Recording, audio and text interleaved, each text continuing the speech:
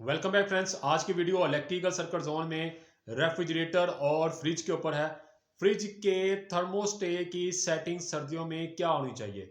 अक्सर लोग इस वजह से परेशान होते हैं। कोई लोग इसको मिनिमम पर ले जाते हैं, कोई लोग इसको हाई पर ले जाते हैं या मैक्स में रखकर चलाते हैं, जिससे क्या होता है कंप्रेसर ज़्यादा देर चलता है और हमारा बिल भी ज़्यादा आता है। हमारी कूलिंग ज़्यादा होने की वजह से नीचे वाले पोर्शन में आइस जमना शुरू हो जाती है या हमारा दूध जमना शुरू हो जाता है। इसके अलावा जो सब्जियां होती हैं वो ख़राब होना शुरू हो जाती हैं ज़्यादा कूल होने की वजह से।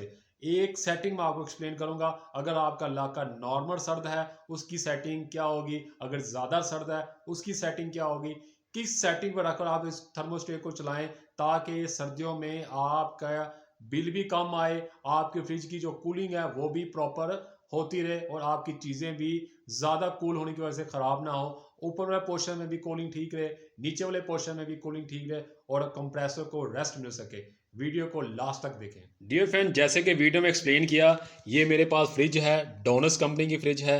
इसी तरह पेल कंपनी की, हायर कंपनी की और सैमसंग की और डिफरेंट कंपनियों की जो फ्रिज होती है उसके अंदर थर्मोस्टेट लगी होती है। थर्मोस्टेट का काम यही होता है, जो आपने कूलिंग सेट पॉइंट दिया होता है उसके मुताबिक आपकी फ्रिज को ऑन करवाना, ऑफ करवाना और कंप्रेसर की कूलिंग को पूरा करके उस पॉइंट तक लेकर जाकर इसको कट ऑफ करवाना थर्मोस्टेट का काम होता है। फर्स्ट ऑफ ऑल मैं आपको इसके बारे में हाँ नो देता हूँ। कुछ थर्मोस्टेट जो होती है वो इस दीवार के साथ लगी होती है, कुछ थर्मोस्टेट जो होती हैं छत के साथ, जैसे कि ये छत के साथ लगी है, कुछ थर्मोस्टेट छत के साथ लगी होती हैं। दोनों का मकसद सेम होता है, दोनों का काम करने का तरीक़ाकार सेम होता है, दोनों के अंदर जो सेटिंग होती है वो सेम होती है। आपने जो इसको सेट पॉइंट देते हैं, अगर आप इसको 1 पर रखकर चलाते हैं तो ये 1 की तरह ये काम करेगी। अगर आप इसको 5 पर रखकर चलाएंगे तो ये 5 वाला रिस्पॉन्स देगी, क्योंकि ये थर्मोस्टेट जो होती है ये डायरेक्टली प्रोपोर्शन होती है कंप्रेसर के साथ। जो रिस्पॉन्स इसको मिल देंगे उसी तरह ये कंप्रेसर को रिस्पॉन्स देगी। जो रिस्पॉन्स आप इसको कट ऑफ वाला देंगे उसी तरह हमारे कंप्रेसर को कट ऑफ करवाएगी। ये थर्मोस्टेट की एक क्वालिटी होती है, या थर्मोस्टेट की एक रिक्वायरमेंट होती है। जो आप इस नंबरिंग के ऊपर सेटिंग कर देते हैं उसी के मुताबिक ये आपके कंप्रेसर को ऑन ऑफ करवाएगी। क्योंकि जब ये मेक होगी तो हमारी यहाँ से पावर, हमारी जो है रिस्पॉन्स जाएगा हमारे कंप्रेसर को, तब ये हमारा कंप्रेसर चलता है। ये अगर ख़राब हो जाए, थर्मोस्टेट ख़राब हो जाए, तो हमारा कंप्रेसर भी सही तरह वर्क नहीं करेगा और इस पोर्शन पर हमारी कूलिंग नहीं होगी। आज की जो वीडियो है वो मैं आपको इस चीज़ पर बताऊंगा कि सर्दियों में फ्रिज की थर्मोस्टेट की सेटिंग क्या रखनी चाहिए ताकि फ्रिज भी सही तरह काम करे, हमारी बिजली भी कम खर्च हो और कूलिंग भी ठीक रहे। मैं आपको ये चीज़ें आपको एक्सप्लेन करता हूँ। फर्स्ट ऑफ ऑल, आपने देखा होगा मोस्टली जो लोग होते हैं वो सर्दियों में इसकी सेटिंग जो होती है 1 पर रख देते हैं या 2 पर रखकर इसको चलाते हैं। ये सेटिंग फिर भी ठीक है, अगर लोग इस तरह की सेटिंग रखते हैं ये बेहतरीन होती है। इसी तरह अगर ये गर्मियों में देखा जाए तो लोग इसको क्या करते हैं 3 पर या 4 पर, ज़्यादातर लोग जो होते हैं 4 पर और 5 पर रखकर चलाते हैं ताकि हमारी फ्रिज की कूलिंग ठीक रहे। एक बात और आपसे शेयर करना चाहता हूँ, आपने जब भी इसकी सेटिंग करनी है आप अपने इलाके के टेम्परेचर के मुताबिक करें। अगर आपके इलाके का टेम्परेचर 15 और 20 के दरमियान चल रहा है तो कोशिश करें इसको 1 पर रख कर चलाएं, इसको 1 पर रख कर चलाएं, तब भी ये कूलिंग ठीक करेगी। अगर आप इसको 2 पर रख कर भी चलाएं तब भी ये कूलिंग ठीक करेगी। 1 और 2 के दरमियान रख के चलाएंगे तो ये आपकी कूलिंग नॉर्मल कंडीशन में वर्क करती रहेगी, कोई इसके अंदर प्रॉब्लम नहीं होगी। अगर बहुत ज़्यादा सर्द वाला इलाका है तो आपने कोशिश करनी है, वहाँ पर फ्रिज ज़्यादा इस्तेमाल होती है, यूज़ होती है, तो आप कर इसको 1 और 2 के अलावा आप इसको 2 और 3 पर भी रख कर चला सकते हैं, जिससे क्या होगा आपकी फ्रिज की कूलिंग बेहतरीन रहेगी और सही रिस्पॉन्स देगी।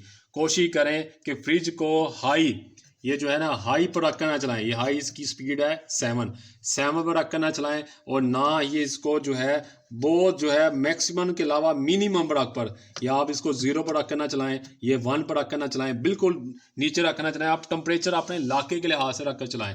अगर आप इसको इस हिसाब से चलाएंगे तो आपका टेम्परेचर भी ठीक रहेगा और फ्रिज की कूलिंग भी ठीक रहेगी। अगर आप इसको हाई पर रख कर चलाते हैं, मैक्सिमम पर रख कर चलाते हैं, इससे क्या होगा फ्रिज के अंदर जो चीज़ें हैं वो जमना शुरू हो जाती हैं। अक्सर आपने देखा होगा कोई बच्चा इसको छेड़खानी कर देता है या इसके साथ इसकी चेंजिंग कर देता है, तो हमारे नीचे वाले पोर्शन पर जो है सर्दियों में चीज़ों के अंदर जो है आइस जमना शुरू हो जाती है, जैसे कि दूध है, सब्जियों है, उसके अंदर आइस जमना शुरू हो जाती है, क्योंकि हमारा कंप्रेसर कंटिन्यू चलता है। अगर आपने इसको हाई पर कर दिया है तो ये कंटिन्यू चलेगा, जिससे क्या होगा, हमारी बिजली का ज़िया होगा, कंप्रेसर भी जल सकता है, इसकी ओवरलोड भी जल सकती है। ये तमाम चीज़ें जो होती हैं हाई पर रखकर चलाने के लिए नहीं होती, नॉर्मल टेम्परेचर पर रखकर चलाने के लिए होती हैं।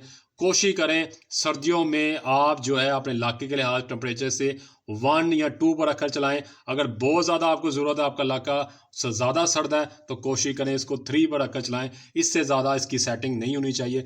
गर्मियों में कोशिश करें कि आप इसको जो है 4 और 5 पर रखकर चलाएं। ये बेहतरीन होती है गर्मियों में इसकी सेटिंग। और अगर आप ज़्यादा चीज़ें इसके अंदर रखते हैं, ज़्यादा रिस्पॉन्स लेना चाहते हैं, तो उस हिसाब से इसकी टेम्परेचर को आप 6 पर रखकर चलाएंगे अगर आपकी चीज़ें ज़्यादा हैं। अगर चीज़ें नॉर्मल हैं तो आप 5 और 4 जो है गर्मियों में बेहतरीन है।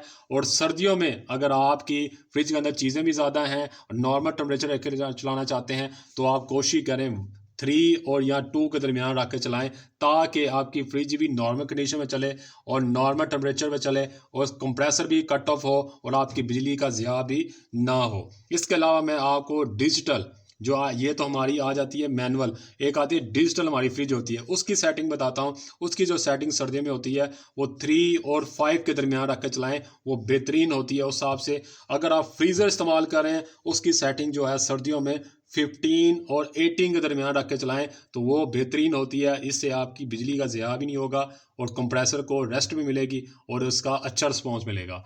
इसके अलावा कोशिश करें आप फ्रिज के अंदर कम से कम चीज़ें रखें। एक टिप आपको बताता हूँ, सर्दियों में कोशिश करें कम से कम चीज़ें रखें। जितनी फ्रिज नॉर्मल हालत में होगी, खाली होगी, जल्दी ये कूलिंग पूरी करके ट्रिप हो जाएगी और हमारा कंप्रेसर को रेस्ट मिलेगा। जो आपने टेम्परेचर दिया होगा उसके मुताबिक ये जल्दी वर्क करेगी। अगर आपने ज़्यादा चीज़ें, एक्स्ट्रा चीज़ें इसके अंदर रख ली हैं, इससे क्या होगा, फ्रिज कंटिन्यू चलेगी और इससे क्या होगा, उसका टेम्परेचर मेंटेन होते हुए काफ़ी टाइम ले लेगी। कोशिश करें मुनासिब चीज़ें रखें जो आपकी रिक्वायरमेंट है। ये मेरी आज की जो वीडियो थी, सर्दियों में आपको फिर एक्सप्लेन करता हूँ, 1 से लेकर 3 तक सेटिंग आपने रखनी है आपके इलाके के लिहाज से। अगर ज़्यादा सर्द वाला इलाका है 2 और 3 रखें, अगर नॉर्मल सर्द वाला इलाका है तो 1 और 2 के दरमियान रख के इसको चलाएं। इससे आपकी बिजली की हर चीज़ की सेविंग होगी। मेरी आज की जो वीडियो थी थर्मोस्टेट की सेटिंग के ऊपर थी, ये मैंने आज आपको एक्सप्लेन किया। थर्मोस्टेट जो होती है ये डायरेक्टली प्रोपोर्शन होती है आपके कंप्रेसर के साथ। ये चलेगी, आपका कंप्रेसर चलेगा। जो आप सेट पॉइंट देंगे उसके मुताबिक हमारा कंप्रेसर जो है आपकी इस जगह पर कूलिंग प्रोवाइड करेगा। उतनी देर तक चलेगा जब तक इसका टेम्परेचर इस रेंज के मुताबिक नहीं आता। मेरी वीडियो को इसी तरह लाइक कीजिए, मेरी वीडियो को इसी तरह वॉच कीजिए। मैं इस तरह की इंटरेस्टिंग वीडियो आपसे शेयर करता रहता हूँ ताकि आपके नॉलेज में इजाफा हो। Thank you.